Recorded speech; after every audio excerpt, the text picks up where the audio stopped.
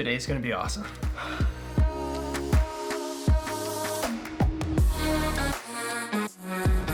Welcome back. I have a box that was sent to me from my friend Cody at the bar, and he got it from Buffalo Trace Distillery, which I'm sure many of you know, but if you are unfamiliar, it's a bourbon distillery down in Kentucky. And what's inside are 3 samples from 3 separate barrels, because we are doing a barrel pick. This is fun. This is not normal because it's sent to us. Normally, if you go to pick a barrel, you go to the distillery, and it's kind of a thing. They treat you well, and you get a tour, and you get to sample straight from the barrel.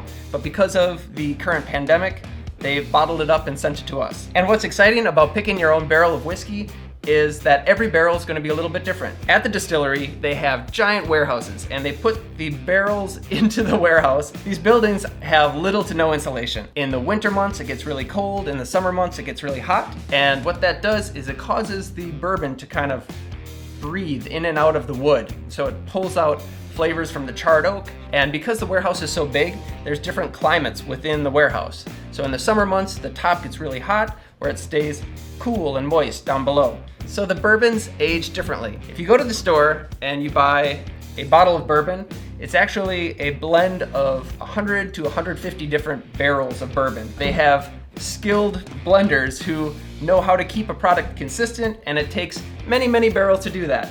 But if you just have one barrel, it's gonna be different than a barrel that's 4 stories higher. There are a number of reasons why you wanna pick a barrel. One of them is the experience, obviously. Going to the distillery, getting the tour. Also, it makes your product unique to your place. So if you have a bar that has your own barrel of Buffalo Trace or really any other bourbon, then no other bar is gonna have that bourbon, and people come back for it. But it's expensive to buy a barrel. A barrel of Buffalo Trace bourbon is gonna be around $5,000. So that's a lot of money. If you did a bad job picking it out, then you're screwed, because you got like 160, 170 liters of bourbon you're just sitting on. But no, I'm not worried, because this is a well-established distillery, and every barrel is gonna be good. It's really just a matter of personal preference. There's no wrong answer. What I'm gonna do with Oz is we are going to sip on some bourbon and pick a favorite. Then I will let Cody know. He's already tasted these, so the seal's been opened, but not by me. And yeah, we'll compare notes. Just so everybody knows, I am a complete novice at this. That is all I want to say about that. I've never picked a barrel. I've had bourbon, but I've never really compared them and selected anything. Anybody can taste bourbon. Yeah, that's true. Yeah. So Yeah. if you're like me, then don't be scared, because I'm not scared. The first time I did it was about 9-10 years ago, and we bought 4 barrels of bourbon. We got one from the Barton Distillery. We got 1792 Ridgemont Reserve, and then 3 from Buffalo Trace. So we grabbed a barrel of Buffalo Trace, 1 of Weller Antique, and 1 of Elmer T. Lee, which is, if I knew what I know now then, you cannot get a barrel of Elmer T. Lee. Wow. But there was a time I got to taste a bunch of barrels. Yeah, Here now we we get a box. Yeah, now we get a box. Let's see what we got inside. All right. Ooh. Got single barrel select. Even a cool thingy. Even a cool All right. thing. So we've got 3 flasks, all marked on the back, 1, 2, and 3, and a pink sticker, and a note that's sealed with a pink sticker, which is Cody's signature move. So he's picked his favorite. We're not gonna open the note from Cody until we finish. Yeah. All right, so on each flask, the only thing that's different is basically the lot number, location number, and the barrel number. But otherwise, spirit, whiskey, recipe, rye bourbon, which means there's rye in the mash bill, type Buffalo Trace, barrel type American oak, it has to be. And then this has 45% ABV, so they've already proofed it out. When you go to the distillery and you get to taste from the barrel, it's barrel proof, so it's really strong. That barrel strength, like, it doesn't come out of the barrel like this. No, it doesn't. Okay, so Cody's note, I'm gonna leave until we're done tasting. And we've got our little whiskey glasses here. Oh, I don't get my own glasses. No, we're gonna have to share. I just don't have enough glasses. Sample 1. Already smells good in here. I'm pouring hefty samples. We can do what we want, we're at home. This is a pandemic. Okay, Here we are, 1, 2, 3. If I smell something in particular, I'll make a note of it. If I taste something, I'll do the same. And then I just rank them. Based on smells and tastes? Yeah, okay. So now the trick is to not look like a douche doing this. That is for real.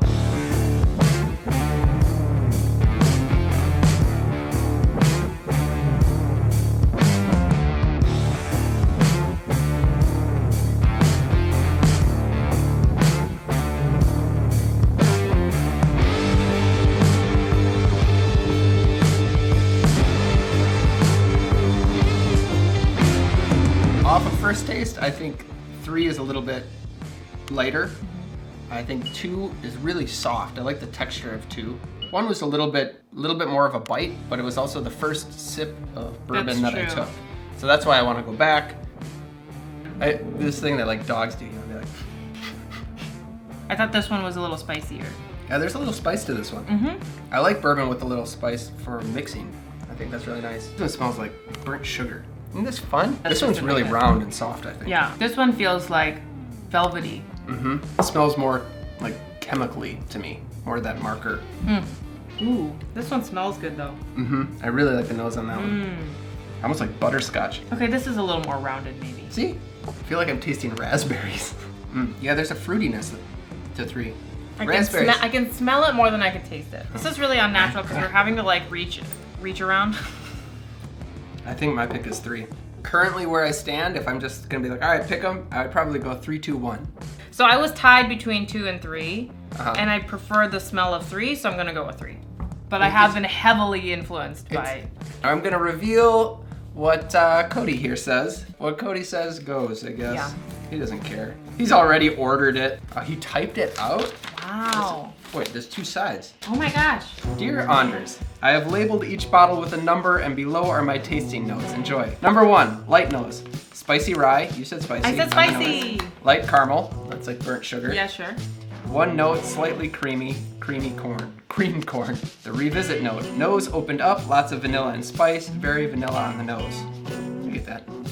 Okay, number 2, sweet on the nose, soft, more wood, vanilla, toasted pecan, pleasant finish. Final taste, more barrel, roasted pecan taste, slightly bitter. I think I get the bitter. Number 3, floral nose, complexity, interesting mix of rye spice and barrel, lingering vanilla and orange citrus. That's a fruitiness. I went with berry, but I really like this one. Final taste, floral nose, nice complexity, good balance of rye spice, and not overly vanilla or sweet. Good job, Cody. Good job, Cody. If I was to pick on scent alone, it would be 1, 3, 2.